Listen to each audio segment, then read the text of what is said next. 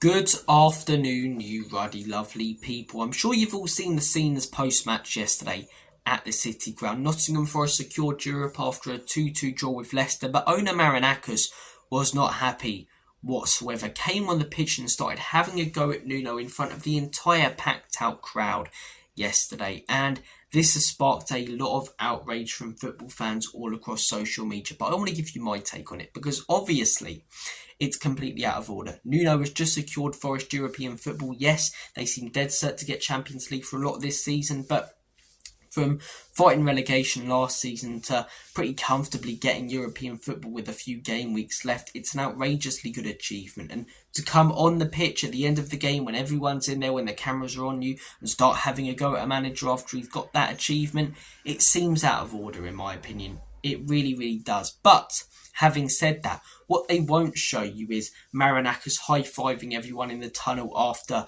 every game that Forest win. Marinakis coming on the pitch countless times and cheering and celebrating and hugging players and former Forest managers like Steve Cooper when they've achieved something, when they've got big wins. It's very, very clear that this man is extremely passionate. Now, that is not an excuse for yesterday. Yesterday was completely out of order, but it also comes with the passion that he shows when things are going well. And personally, I would much rather have an owner like that who genuinely really cares about the football club and what happens on the football pitch and not just the business than the type of owner we have got. I would love to see Daniel Levy, after a loss, going on the pitch and having a go at Ange, and after a win, celebrating with him. I want the owner to be as involved as possible. I want, as a fan base, to have a connection to the owner, you know?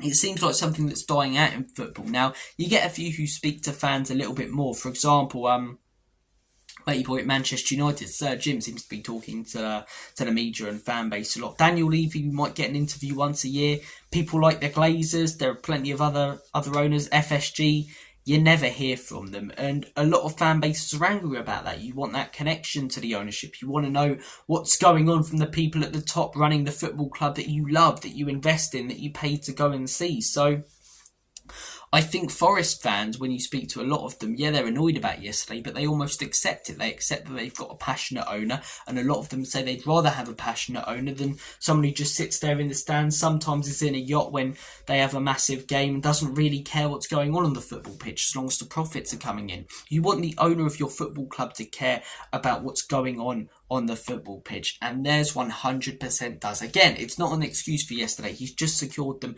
European football. I get that Forest has spent some money, but still, relegation battle to Europe is fantastic, and he should be more grateful than to go on the pitch and do it in front of everyone, right? Especially when he high-fives people in the tunnel. Do that a little bit more out on the pitch, but he's clearly passionate. It's not like he just goes on there after losses and berates people, or after losses is in the tunnel having a go at players, because after wins, you know, he's in the tunnel or out on the pitch occasionally cheering them on and hugging them all. And I would love to have an owner like that, who not only invests, who not only tries to make the club work as a business, but most importantly focuses on what happens on the football pitch and has an emotional connection. Most clubs now, not just in the Premier League, but at the top level, are run by billionaires who are looking at it purely as an investment that they can make some money out of, make some bunts out of, and they're sat on a yacht when their team's playing their biggest game. You know, a lot of owners, for example, Liverpool's owners, Matey boy at the top of FSG, Liverpool win the Champions League in 2019. He was probably sat on a sunbed somewhere in the Caribbean, you know? I don't know if he was, but my point is so many owners just have no connection whatsoever to their football club. Yes, Marinakis is clearly, in my opinion, over the top, but I'd rather have an over-the-top owner who gets too involved than an owner that doesn't get involved at all. Been a bit of a different kind of video because we've not necessarily been talking about Spurs, but I'm not coming on here to talk about what happened during the Forest game or other teams. I'm talking about a big football conversation. It sparked a debate in my head, and the main question I'd like to ask you guys is, would you like to see Daniel Levy, the Spurs owners, or in the future whoever owns this football club, act like that, be over passionate, or would you prefer to see them stay away from everything football wise, but then therefore barely communicate with the fans? Love to hear your thoughts and opinions. Take care of yourselves. Enjoy the sunshine if you are living in the UK. And as always and forever, come on, you Spurs. Catch you later, guys. Take care.